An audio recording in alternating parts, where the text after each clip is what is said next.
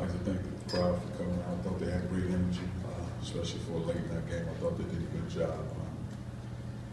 Good win for our guys. I thought we did a solid job executing on both ends of the floor. There's two things going into this game we wanted to try to take away from those guys was their ability to get to the free throw line. Because 33% of offensive production comes from that free throw line. And then we wanted to keep those guys off the offensive glass.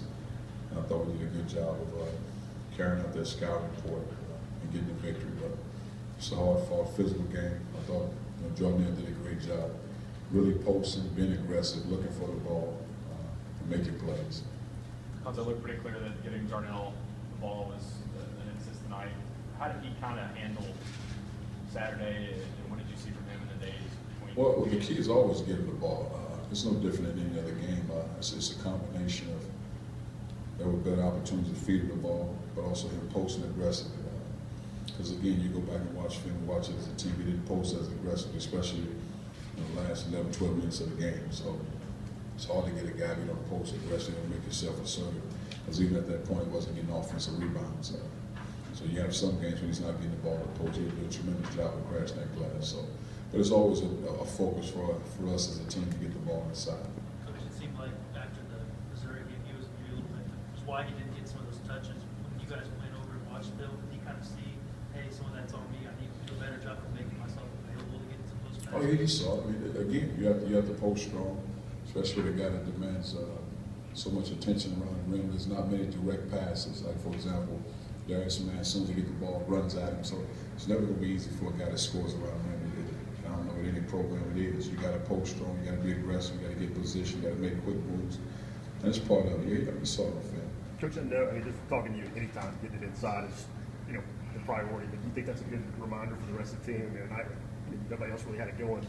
Beat Georgia by 20, kind of just on the straight of Jarnell. I thought our guards played a really good game. I thought they did a great floor game with their space and decision making, knowing when to shoot the threes, knowing when to attack the rim, knowing when to cut to the basket, and allow Jordan to work. But I mean, the focus is not just get the ball to Jordan. Jerron posts up as well, but we felt like for us as a team, I always said Jordan scores the ball, but in order for us to be successful at a high level, you got to pound the ball inside.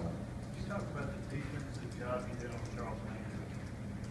Well, he was the key for us going into a game, and I thought Darius and Tony did a great job of really accepting that challenge because those were the only two guys that defended him. He's a guy that gets to the rim. He's one of the best I've seen as far as really attacking. He's physical, and he's a probably legitimate 6'5", 200-some pounds as a point guard. He puts his head down, he gets there. So I thought they did a great job of really keeping him in front of them and forcing him to shoot jump shots. How much better offensive team are you when Antonio Fisher would be? It takes us to another level because now you have five guys out there. Jerron and Jordan do what they do around the rim, and then you got three perimeter guys that make shots and also with the ability to drive the basketball. It just takes you to another level. Was there anything different for him tonight? He came in really cold, shooting threes. Tone? Yeah. Now, the one thing about Tone, every morning at 10 o'clock he's getting his shots up. When you put the work in, eventually it starts falling for you. So it was just a matter of time. After I think it's fourth when he kind of looked down at the ground as if to say, they're finally going. Amen. You were a shooter. Is it just kind of one of those things where if you keep shooting and it's a point over and it'll pay off? The biggest key, when you work on your shot, you put the time into it. He's put a lot of time into it. Eventually those shots starts to fall. And I think that's the biggest key. But if you don't put the time into it and fall, there's no need to be upset. But he puts the time into it. So that's probably why he wants those shots to fall. He shows the emotions he does. How much did it help getting some help off the bench for change? That hadn't happened lately. It's good, one thing about Derek, he goes up and gets big rebounds. He's improved his ability to defend around the rim. He can make shots. He's not shooting as well as he's capable of shooting. He's one of those guys that can reel off 4 or 5 shots in a row from three. So we just got to get him when he has that confidence to consistently shoot the ball.